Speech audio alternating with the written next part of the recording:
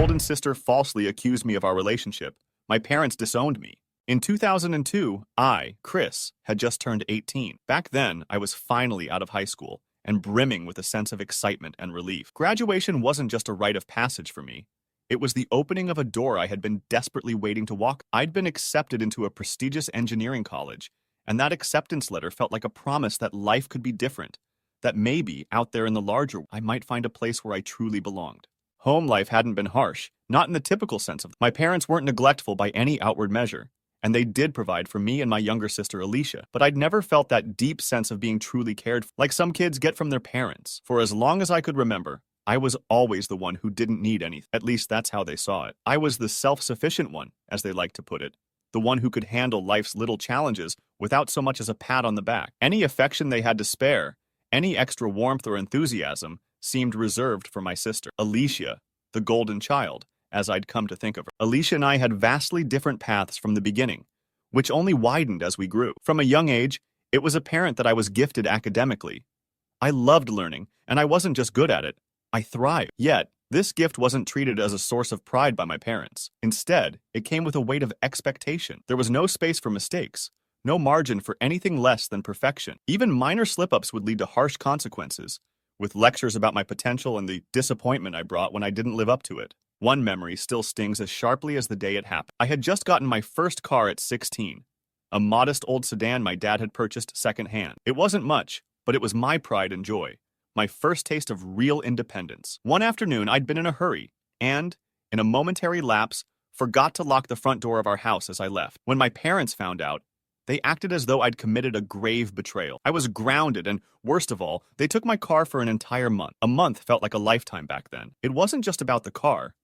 It was the realization that they saw me as someone who needed constant punishment, while my accomplishments were brushed aside as if they were expected. Nothing more. The contrast between Alicia and me was glaring. She, unlike me, was the object of their doting attention. There was always an excuse ready for any of her missteps or poor choices. Her shortcomings were minimized to mere moments of immaturity or growing pains. Sure, she'd be corrected from time to time, but the consequences, if any, were little more than a gentle admonition. I remember hearing phrases like, "She's just a free spirit," or "She'll find her way," countless times. She didn't excel academically, but that didn't matter. Alicia's talents lay in her athleticism, and her skills on the field were enough to keep her in the spotlight.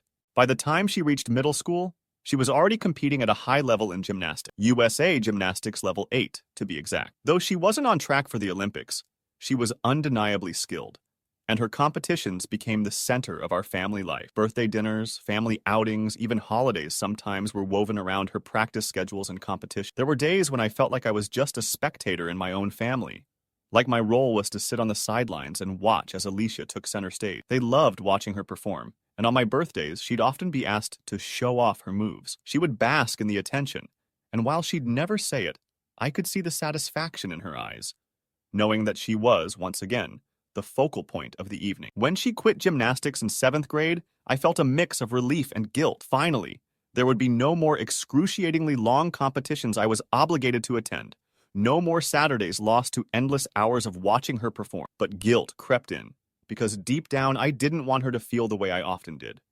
invisible. Yet as I would soon find, nothing truly changed. The end of my freshman year in college brought me home for summer, and as Memorial Day approached, I knew what was coming. Our annual family Memorial Weekend BBQ was always a big production. Relatives, friends of the family, my dad's colleagues, everyone would show up, filling the house and yard. That year, I had so much I wanted to share. College had been an incredible experience. I had made the dean's list in both semesters, joined the shooting club where I discovered I was surprisingly talented, formed friendships that felt genuine, and even found a girlfriend, Nicole. We'd been dating for 8 months, and for the first time in my life, I felt like things were falling into place. But when the BBQ day came, my heart sank. As expected, the topic of conversation centered around Alicia. She was now a freshman in high school and had just made All-State in the pole vault. A notable achievement, certainly, but it overshadowed everything else. Throughout the day, only 2 people asked me about college, and each conversation felt like an afterthought. The reality hit hard.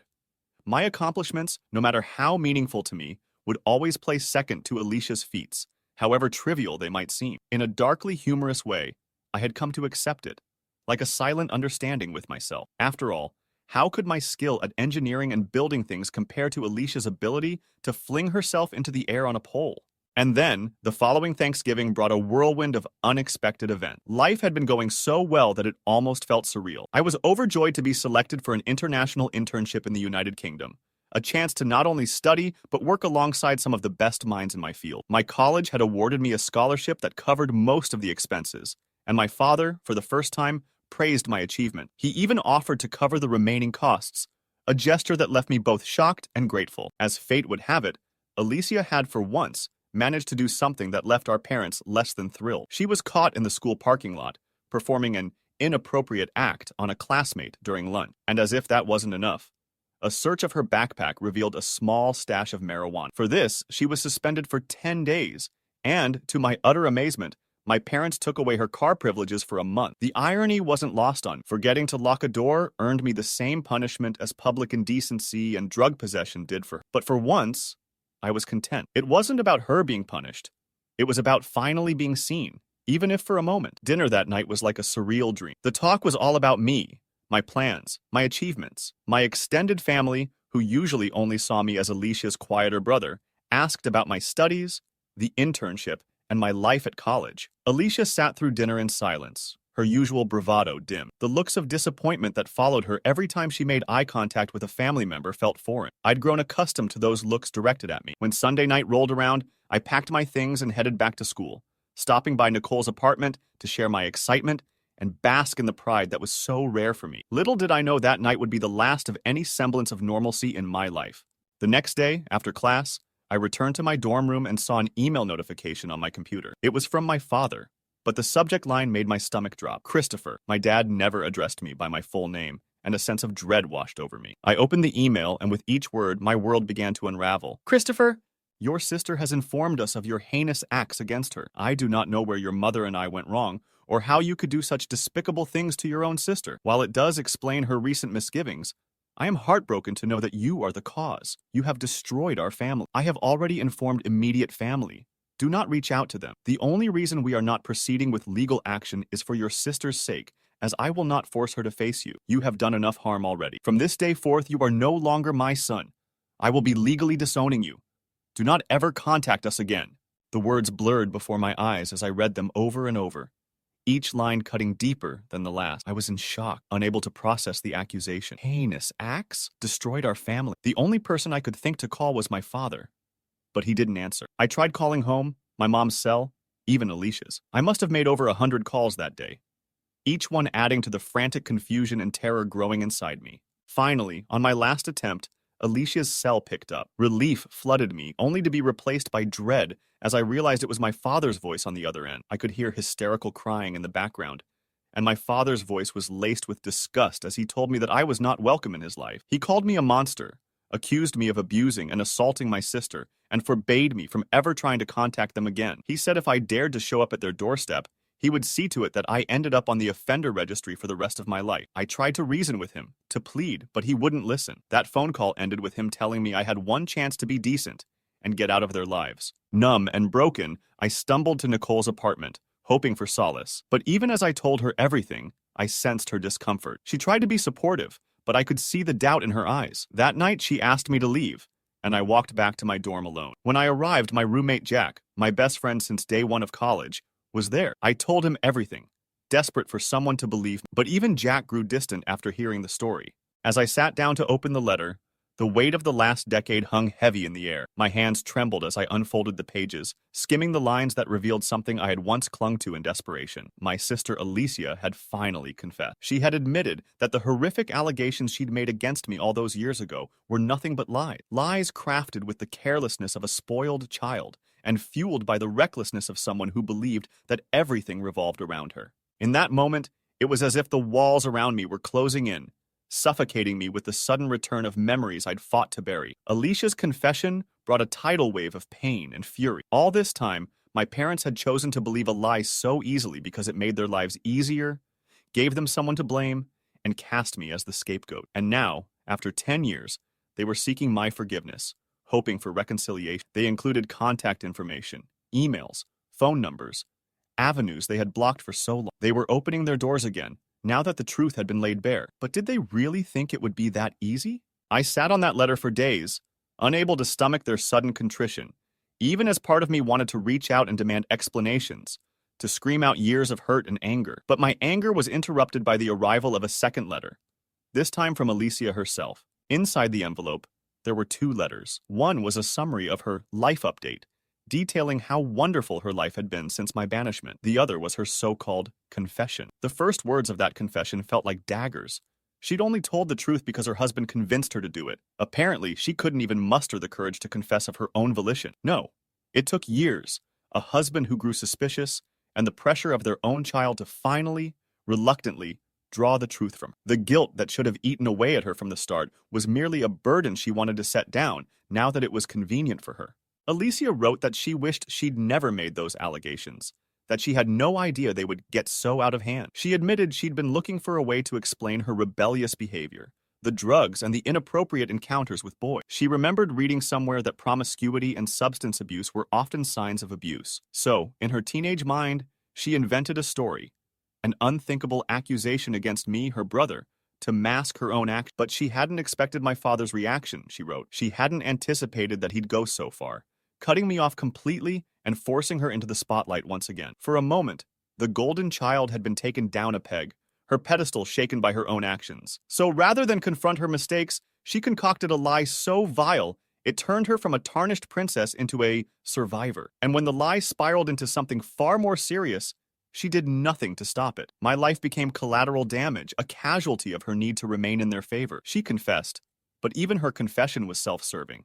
A narrative twisted to make herself look like a scared, naive girl caught in a web of lies she didn't know how to untangle. As I read the lines scrawled in her self-pitying script, a sickening realization hit me. Alicia didn't even truly grasp the consequences of her act. She hadn't considered, even for a moment, what this lie would do to me, what I'd lost as a result. She was only confessing now because her husband had pried the truth from her, and she had a daughter of her own, someone she could display to our parents as the ultimate olive branch, a grandchild to shower with love. Now, with her own family complete, she was ready to make amends, conveniently timing her truth for when it would cost her nothing. She even had the audacity to ask me not to reveal the full extent of her confession to our parents. She'd given them a watered-down version, a story that portrayed her as an innocent, confused girl who was simply too afraid to admit the truth. She wanted me to keep her secret, to shoulder the burden of her real sins so she could maintain her image with our parents. And if that wasn't galling enough, she closed by saying she'd push for me to be invited to Christmas, as if it were a favor she was extending to me,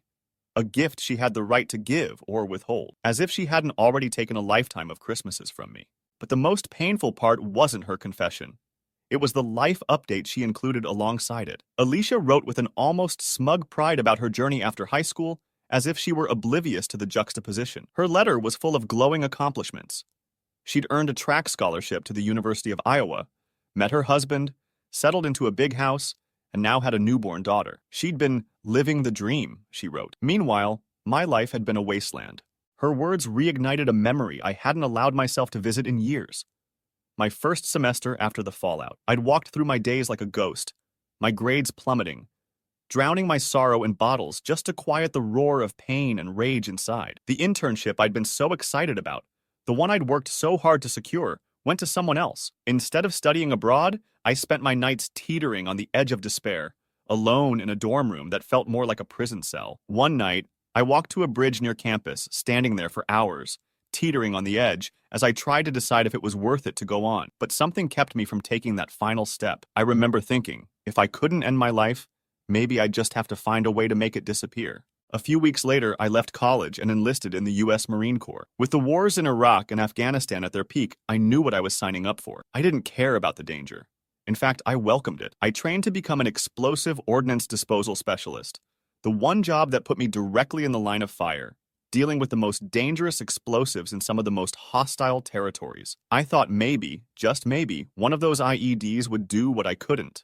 8 years later, I was honorably discharged, still in one piece physically, though emotionally, I was shattered. In the military, I learned to trust my comrades with my life, but never with my soul. I kept everyone at arm's length, afraid that if they saw who I was, or rather who I thought I was, they'd abandon me just as easily as my family had. Relationships were impossible. I'd go on a few dates, start to feel something, And then, without warning, panic would take over. I'd imagine them walking away without a word, just like Nicole had, and I'd end things before they could leave me. I'd let no one in. In all my time overseas, only one person managed to break through the walls I'd built around myself. Val, my one true friend, my brother in arms. I met him during my first deployment, and somehow, despite everything, we forged a friendship I thought I'd never find again. When we both got out, I moved to West Virginia just to be close to him and his wife, Kim. They were the closest thing to family I had, and when they had a baby girl 7 months ago, I became Uncle Chris, a title that meant more to me than any rank or honor. Reading Alicia's update, it was impossible not to feel the sting of bitterness. I'd lost everything. My family, my first love, my best friend, my dreams for the future. My life had become a shell of what I'd once imagined. I still hadn't returned to college, hadn't pursued my passion for engineering. Instead, I spent my days working in a small factory, living in a tiny one-bedroom apartment. I drove an old car with 300,000 miles on it, and my savings, while substantial from years of military service, felt like a relic of a life I'd never have. And yet, here she was, asking me to join her perfect life, expecting me to ignore the years of suffering she'd caused. My parents wanted me to come to Christmas, to pick up the pieces of a family they'd broken on the back of her lies. I had missed 10 Christmases, 10 years of what could have been, and now they wanted me to show up as if nothing had happened, to pretend that we were the family they had torn apart. As the chill of December settled over West Virginia, a sense of unease gnawed at. 17 days remained until Christmas Eve, the day I was to meet with my family after a decade of silence. The invitation weighed heavily on my mind, an unsettling mix of anticipation and dread. But before I could fully grapple with my own turmoil, tragedy struck closer to home than I could have ever imagined. 2 nights ago, my closest friend and confidant Val endured an unimaginable loss. His daughter, my honorary niece Michelle, passed away unexpectedly. The cause was sudden infant death syndrome, a silent thief that stole her away in the quiet hours of the night. The news hit me like a freight train, knocking the wind out of me and leaving a hollow ache that seemed to resonate in every fiber of my being. In the 10 years since my world had crumbled, I thought I had experienced the deepest depths of pain. But this was a different kind of hurt, sharper and more profound. It was as if the universe had opened up beneath us, swallowing the light and leaving nothing but darkness. Michelle was more than Val and Kim's daughter. She was a beacon of hope, a symbol of the family bond I thought I'd lost forever. Val and Kim were not ordinary people by any stretch. They lived off the grid, embracing a lifestyle that many would find unconventional. Their home was powered by propane and solar energy, their water drawn from a well they maintained themselves. They had built a life that was self-sustaining, free from the trappings of modern dependency. Yet, when it came to Michelle, they set aside any reservations to ensure her well-being. She was born at home, but they took her to see a pediatrician regularly, keeping up with her vaccinations and health checkups. They might have lived differently, but their love and care for their daughter were unquestionable. I share this to provide a glimpse into the kind of people they are: dedicated, loving, and fiercely protective of their own. It also sets the stage for the heartbreaking task we undertook together. Early this morning, I met Val under a gray, overcast sky that seemed to mirror our somber mood. The air was crisp, the kind of cold that nips at your fingertips and settles into your bones. Together, we began the painful process of building a small casket for Michelle. The act was both therapeutic and excruciating, each nail hammered in with a mix of love and sorrow. We worked mostly in silence, the only sounds being the soft crunch of snow underfoot and the occasional sigh that escaped unbidden. Words felt inadequate, and we communicated through shared glances and the quiet efficiency of our labor. Val's eyes were distant, glazed over with a grief that I recognized all too well. I wanted to say something, to offer comfort, but what solace could I possibly provide? Instead, I focused on the task at hand, hoping that my presence was enough. Once the casket was complete, we moved on to digging her final resting place on Val's family land, a serene spot nestled between towering pines, where the sunlight filtered through the branches in delicate beams. The ground was hard from the winter frost, but we pressed on, every shovel of earth a painful reminder of the reality we were facing. Tomorrow, we would gather with Val's father for the funeral. It would be an intimate affair, just the 4 of us. I was acutely aware that our plans didn't align with legal protocols, but I respected their wishes. This was their way of honoring Michelle, and I would stand by them without question. The funeral itself was a heart-wrenching experience. As we laid Michelle to rest, a gentle snowfall began, blanketing the world in a quiet stillness. Kim's soft sobs were the only sounds cutting through the silence. Val stood stoically beside her, his arm wrapped protectively around her shoulder. I felt like an intruder in their private grief, yet I also felt deeply connected to them in that moment. We were bound not just by friendship, but by a shared understanding of loss and the fragility of life. In the wake of this tragedy, an unexpected clarity emerged. Witnessing Val and Kim navigate their immense sorrow with such strength and grace stirred something within me. Their ability to support one another, to find solace in their unity, highlighted the stark contrast between their genuine love and the hollow relationships I'd experienced with my own family. It made me realize that despite my reservations, perhaps I needed to confront my past head-on, not just for myself, but for Val and Kim, who had shown me what true family could be.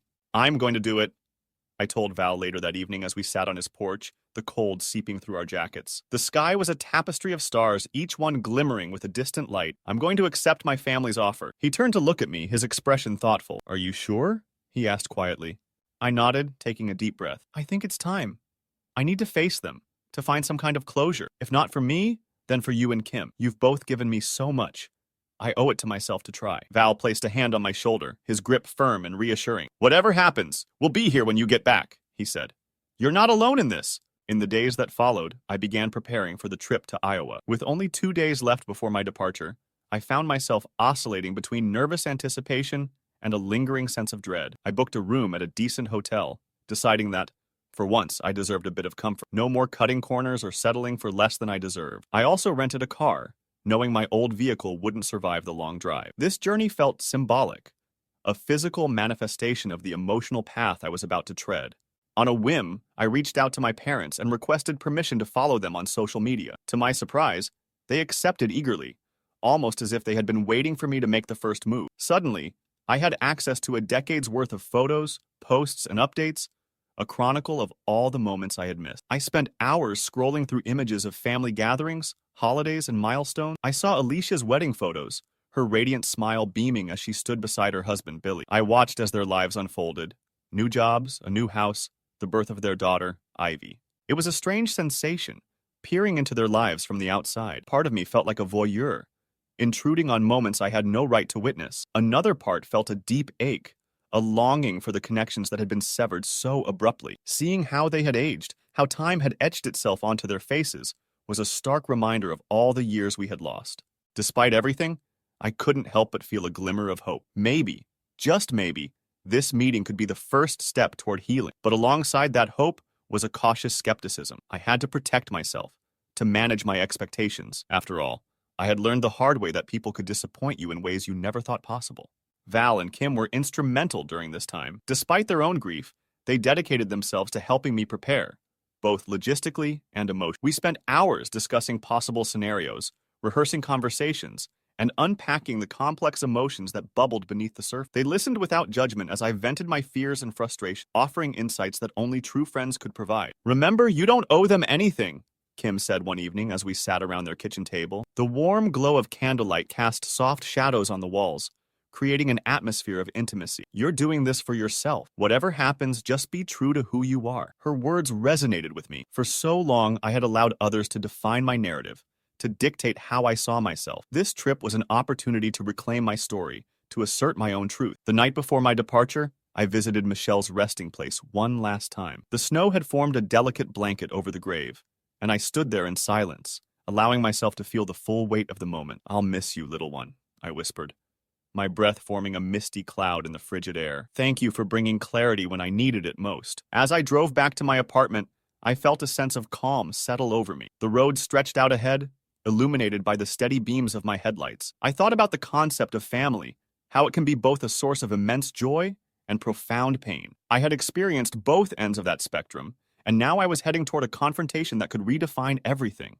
The next morning, I loaded my bags into the rental car, a sleek, comfortable vehicle that felt like a luxury compared to my old clunker. As I pulled out of the driveway, I glanced back at Val and Kim standing on the porch. They waved, their expressions a mix of encouragement and concern. I waved back, silently thanking them for their unwavering support. The drive to Iowa was long, giving me plenty of time to reflect. The landscape transformed gradually, from the rolling hills of West Virginia to the expansive plains of the Midwest. Each mile brought me closer to a past I had tried to forget, and to a future that was uncertain. I arrived in Iowa on December 23rd, the town adorned with festive decorations that belied the inner turmoil I felt. Strings of twinkling lights draped over storefronts, and wreaths hung on every door. The air was crisp, carrying the scent of pine and the distant sound of carolers. It was picturesque, the kind of scene you'd find on a holiday postcard. The hotel I had booked was cozy and inviting. As I settled into my room, I allowed myself a moment of indulgence. I ordered room service, drew a hot bath, and tried to ease the tension that had been building. Tomorrow was the day.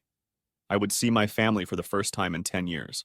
That evening, I decided to revisit their social media profile. I studied the photos of my parents, noting the gray that peppered my father's hair and the fine lines around my mother's eyes. They looked happy, content, a stark contrast to the image of them that was seared into my memory from our last interaction. I hesitated before clicking on Alicia's profile. Part of me didn't want to see more, but curiosity got the better of me. Her posts were filled with snapshots of her life, pictures of Ivy's first steps, family vacations, candid moments with Billy. She seemed to have it all, a life unmarred by the chaos she had unleashed years ago. A pang of resentment flared up, but I pushed it aside. This wasn't the time to dwell on past grievances.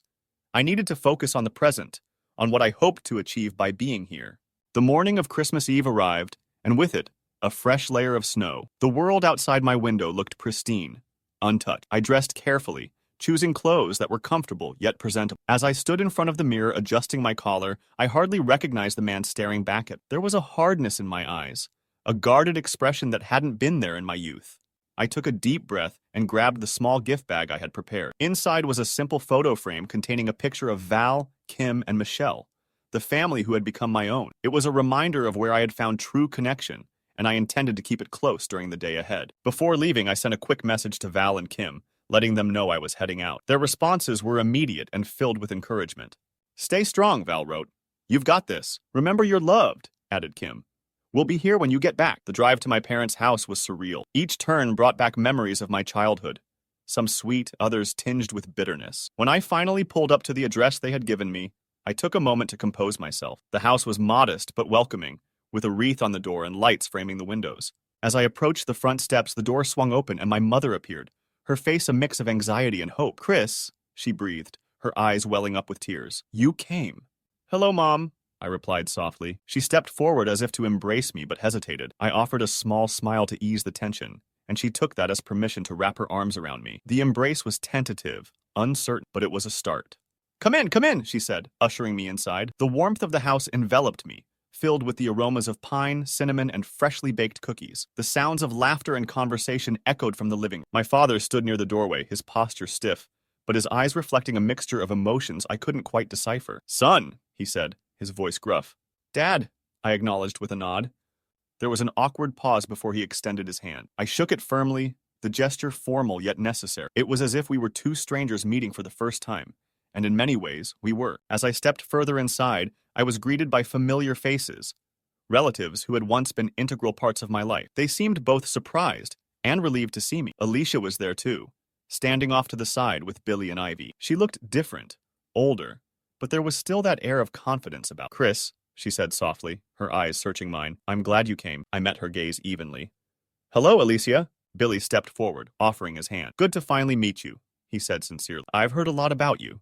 I wondered briefly what he had been told, but decided not to dwell on it. "Likewise," I replied. Ivy peeked out from behind Alicia's leg, her wide eyes taking in the new stranger. "Hi there," I said gently. She offered a shy smile before hiding again.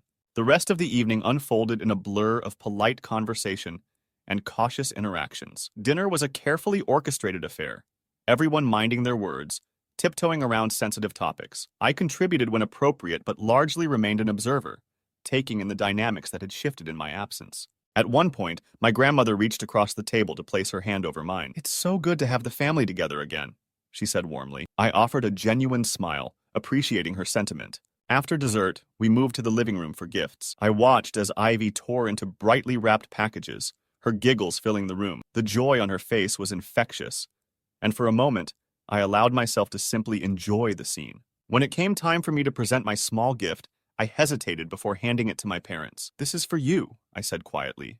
My mother opened the package carefully, her eyes widening as she saw the photo. "Who are they?" she asked softly. "Friends," I replied. "They've been like family to me." She traced a finger over the image of Michelle, her expression thoughtful. "She's beautiful." "Yes, she was," I said, my voice tinged with sadness. An uncomfortable silence settled over us, but before it could deepen, Alicia approached. "Can we talk?" she asked. I nodded, and we stepped outside onto the porch. The air was crisp, our breaths forming small clouds. "I wanted to thank you for coming," she began. "I know it couldn't have been easy." "It wasn't," I admitted. She looked down, fidgeting with the edge of her scarf. I hope we can find a way to move forward. I considered her words carefully. I think that's possible, I said slowly, but it will take time. She met my gaze, her eyes reflecting a mixture of hope and remorse. I understand. As the evening wound down, I felt a sense of cautious optimism. There were no grand reconciliations or dramatic confrontations, but perhaps that was for the best. Healing would be a gradual process, one that required patience and mutual effort. When I returned to the hotel that night, I felt lighter than I had in years. There was still much to unpack, many conversations to be had, but the first step had been taken. I sent a message to Val and Kim, letting them know how it went. Their replies were immediate and filled with relief.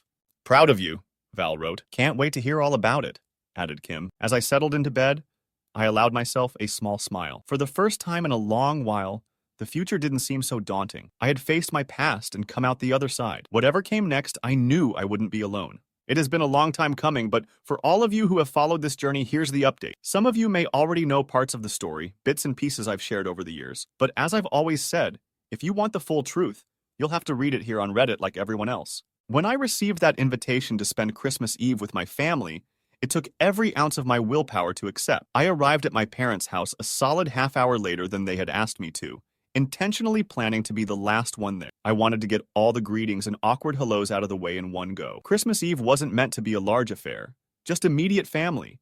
A small circle, or so I thought. My two grandmothers, my grandfather, my aunt and uncle with their son and his wife, my parents, and of course my sister Alicia and her husband Billy with their daughter Ivy. Among all of them, Billy and Ivy were the only ones who hadn't turned their backs on me.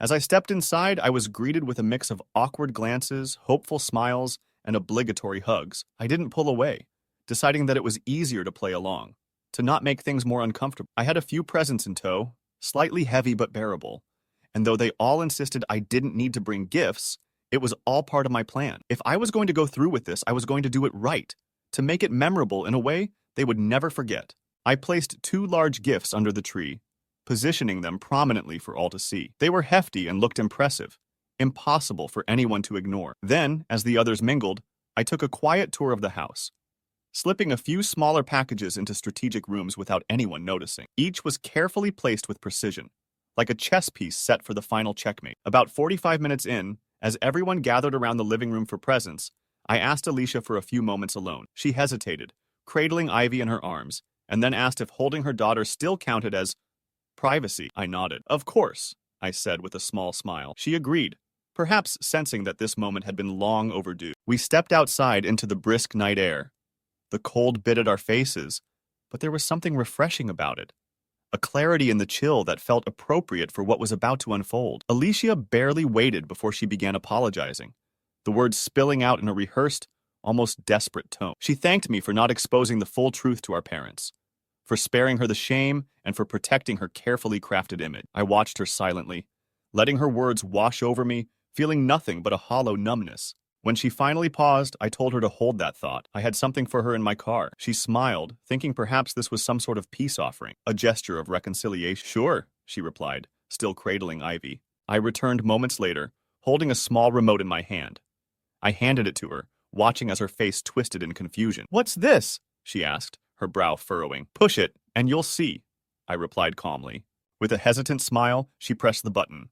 The system I had engineered activated in 3 meticulously calculated steps. The moment she triggered the remote, the 2 large presents under the tree burst open, releasing sprayers attached to rotating cylinders. Accelerant sprayed out in a sweeping arc, coating every surface in the living room with a precision I had designed myself. The engineering skills I'd once hoped would lead to a successful career now served a darker purpose. It was ironic, really, a testament to the skills I'd cultivated and never had a chance to fully use. Phase 2 commenced as small flares ignited the accelerant, flames leaping to life in an instant. The family had gathered directly in front of the tree, oblivious to the danger until it was too late. Screams erupted as the fire spread, hungry and fast, consuming everything in its path. I had anticipated possible escape routes, and I had placed smaller packages with precision to block their way. The social media updates I'd studied showed exactly where these routes were, and I'd planned accordingly. The flames filled the living room, and from where I stood outside with Alicia, we could see the blaze illuminating the night through the large front window. I turned to Alicia, watching as her face transformed from confusion to sheer terror. She clutched Ivy tightly, her eyes wide with horror. With a cold calm, I pulled my 9mm from under my jacket and fired a single shot into her left kneecap. she screamed, falling to the ground, her grip on Ivy still strong. I fired another shot into her shoulder, forcing her to loosen her hold just enough for me to lift Ivy from her arms. Alicia's gaze met mine, a mixture of rage, fear, and pleading, as I held Ivy in front of. "Take a good look," I said in a low, steady voice. "This is all because of you. If you hadn't lied, none of this would have happened. If you hadn't confessed, none of this would have happened. If you hadn't insisted on inviting me here tonight, this wouldn't be happening."